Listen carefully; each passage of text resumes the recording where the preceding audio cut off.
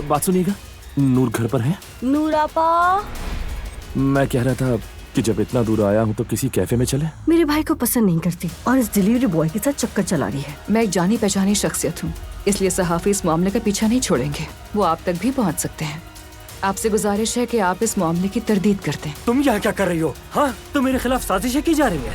अम्मी ये क्या है? ज़ैनब साहिबा की बेवकूफ़ी है। मेरा वीडियो वायरल हो गया। ये सब ज़ैनब साहिबा की वजह से हुआ है। कुछ भी करके रोको इस वीडियो को और वायरल होने से, वरना अब्दुल्ला साहब तो मुझे जान से मार देंगे। आखिर उसका वहाँ क्या काम था? क्या मैं आज की हीरोइन से बात कर रहा हूँ? ओह नो, आपने भी देख लिया क्या? उस घटिया आदमी को तो मजा आ गया होगा सच में।